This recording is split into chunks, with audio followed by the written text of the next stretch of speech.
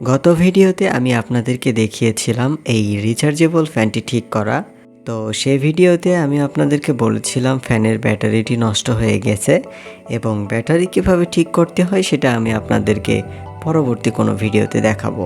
তো এই ভিডিওতে আমি আপনাদেরকে এই ব্যাটারিটি ঠিক করে দেখাবো। শুধু এই ব্যাটারি না, আপনারা যে কোনো ধরনের ব্যাটারি ঠিক করতে পারবেন এই পদ্ধতিতে। এটা আবার বললে ভুল হবে যে সব ব্যাটারি একই পদ্ধতিতে ঠিক করতে পারবেন, কারণ সব ব্যাটারি তো একই পদ্ধতিতে তৈরি হয় না। তো যাই হোক, কিভাবে আপনারা ব্যাটারি ঠিক করতে পারবেন সেটিই দেখাবো এই ভিডিওতে। আর সেজন্য অবশ্যই সম্পূর্ণ ভিডিওটি দেখবেন। ভিডিও টেনে টেনে দেখলে কিন্তু আপনারা ফুল ইনফরমেশনটি পাবেন না। আচ্ছা, তো যাই হোক, এখনও যারা এই চ্যানেলটি সাবস্ক্রাইব করেননি তারা চ্যানেলটি সাবস্ক্রাইব করবেন। আর সবার কাছে একটি রিকোয়েস্ট থাকছে, সবাই ভিডিওতে লাইক দিবেন, কমেন্ট করবেন। ব্যাটারিটি ঠিক করার জন্য অবশ্যই আপনাকে প্রথমে ব্যাটারিটি খুলতে হবে। ব্যাটারিতে যেহেতু কোনো স্ক্রু অথবা কোনো লকের ব্যবহার করা হয় না, একদম জয়েন্ট করা থাকে, সেজন্য আপনাকে ব্যাটারিটি সাবধানতার সাথে কাটতে হবে। তো ব্যাটারিটি আমি এখন কেটে ফেলছি। ব্যাটারির একদম উপরের অংশটুকু কেটে ফেলবো যেখানে জয়েন্ট আছে। আপনারা এই ব্যাটারির জয়েন্টেও কাটতে পারেন, আবার ব্যাটারির একদম উপরের অংশটুকু কেটে ফেলতে পারেন। তবে সাবধানতার সাথে কাটবেন যেন ব্যাটারির ভিতরের সেলগুলি নষ্ট না হয়।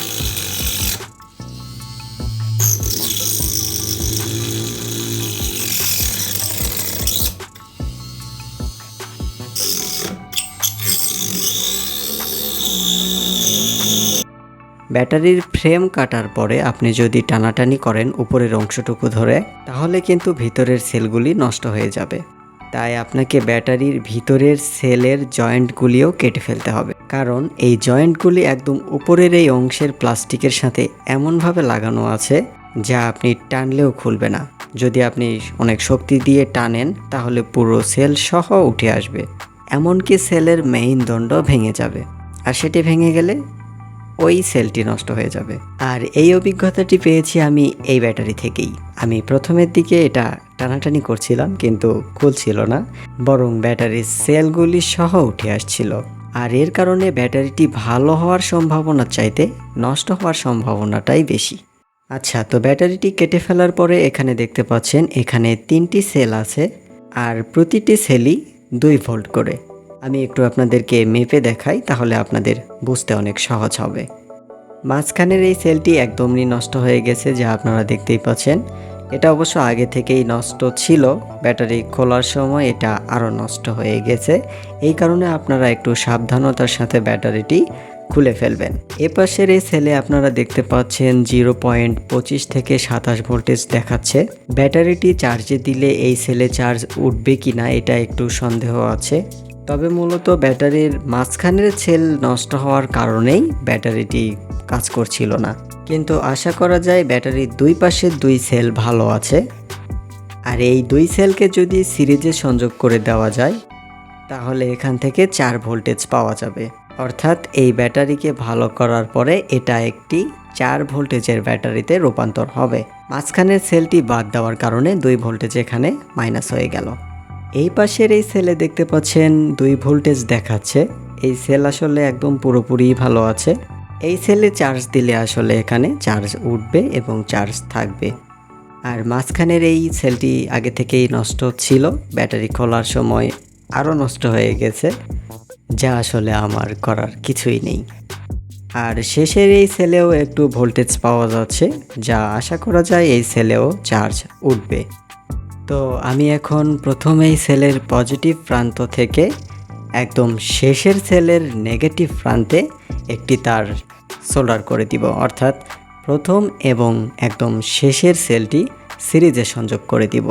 তাহলে এখানে একটি 4 ভোল্টেজের ব্যাটারি তৈরি হচ্ছে।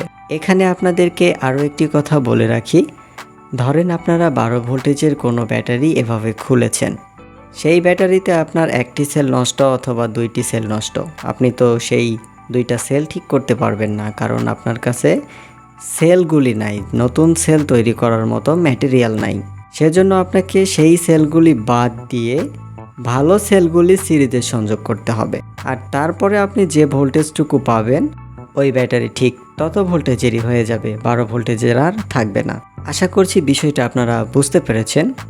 আর এখানে যে আমি 6 ভোল্টেজের ব্যাটারি ঠিক করছি, এখানে আমার কিন্তু একটা সেল নষ্ট হয়ে গেছে, যার কারণে এখানে আর 6 ভোল্টেজ আমি পাচ্ছি না। এখানে 2টা সেল সিরিজে করে আমি 4 ভোল্টেজ পাচ্ছি। আমি যদি মাঝখানের এই সেলটি একদম নতুন করে আবার বসাতে পারতাম, তাহলে এটা 6 ভোল্টেজেরই একটি ব্যাটারি থেকে যেত। আর এইভাবেই আপনারা নষ্ট ব্যাটারি ঠিক করতে পারবেন। ব্যাটারি নষ্ট হয়ে গেলে আপনারা কি করেন? ফেলে দেন, নয়তো কেজি দরে বিক্রি করে দেন। কিন্তু ফেলে দেওয়ার আগে ঠিক এইভাবে যদি আপনারা ব্যাটারিটি ঠিক করে ফেলেন, তাহলে ব্যাটারির ভোল্টেজ অনুযায়ী আপনারা কোনো না কোনো ডিভাইস চালাতে পারবেন। তারপরেও যদি আবারও নষ্ট হয়ে যায়, তখন না হয় ফেলে দিবেন, তারপরে না হয় বিক্রি করে দিবেন। আমাদের কাছে থেকে যে ব্যাটারিগুলি কেজি দরে কিনে নিয়ে যায়, এই ব্যাটারিগুলি তারা কি করে? এই ব্যাটারিগুলোকে রিপেয়ার করে আবার আমাদের কাছেই পাঠায়। হয়তো গ্যারান্টি দিচ্ছে 6 মাস 1 বছর, কিন্তু তাতে কি? ব্যাটারিতে যে খরচ কম লাগছে, কারণ একটি ব্যাটারির সব সেল তো নষ্ট হয় না। ভালো সেলগুলি তারা নিয়ে নেয়, নেওয়ার পরে সেই সেলগুলি নতুন ব্যাটারির ক্যাসিংয়ে তুলে বাজারে বিক্রি করে দেয়। আর এই ব্যাটারিগুলি যাদের কাছে পড়ে তারা খুব তাড়াতাড়ি ধরা খায়, অর্থাৎ সেই ব্যাটারিগুলি খুবই তাড়াতাড়ি নষ্ট হয়। তো যাই হোক, এখানে আমি ব্যাটারিটির 2টি সেল সিরিজে সংযোগ করে দিলাম এবং পজিটিভ নেগেটিভ টার্মিনালে পজিটিভ নেগেটিভ তার সোল্ডার করে দিয়েছি। এখন যদি এখানে আমি টোটাল ভোল্ট মাপি, এখানে দেখতে পাচ্ছেন প্রায় 3 ভোল্টেজের মতো দেখাচ্ছে। তো মূলত এটা 4 ভোল্টেজের ব্যাটারি হয়ে আছে। তো চার্জ নেই অবস্থাতে এখানে 3 ভোল্টেজ দেখাচ্ছে। এখানে যদি আমি এখন চার্জ দেই, অর্থাৎ ব্যাটারিতে যদি চার্জ দেই, তাহলে ব্যাটারিতে 4 থেকে 4.5 ভোল্টেজ অনায়াসে উঠে যাবে। আর তারপর এটি 4 ভোল্টেজের ব্যাটারি হিসেবে ব্যবহার করতে পারবো। তবে এই ব্যাটারি এই অবস্থাতে রাখলে হবে না, আপনারা যদি পারেন এর উপরের ঢাকনাটি আবারও বসিয়ে দিবেন। তা যদি সম্ভব না হয়, তাহলে কোনো ফায়ারপ্রুফ ইনসুলেটর পেপার দিয়ে মুড়িয়ে দিবেন। আচ্ছা, তো এই ব্যাটারিটি আমি এখন চার্জে দিচ্ছি। আর চার্জ ফুল হওয়ার পরে ব্যাটারিটি 4 ভোল্টেজে একদম ঠিকঠাকই কাজ করছিল। তো ইলেকট্রিক্যাল এবং ইলেকট্রনিক্সের আরও নতুন নতুন ভিডিও পেতে এখনও যারা চ্যানেলটি সাবস্ক্রাইব করেননি, তারা চ্যানেলটি সাবস্ক্রাইব করে চ্যানেলের সাথেই থাকবেন। আর সবার কাছে রিকোয়েস্ট থাকছে, সবাই ভিডিওতে লাইক দিবেন, কমেন্ট করবেন। এই ভিডিওটি এই পর্যন্তই। এতক্ষণ ভিডিওটি দেখার জন্য ধন্যবাদ।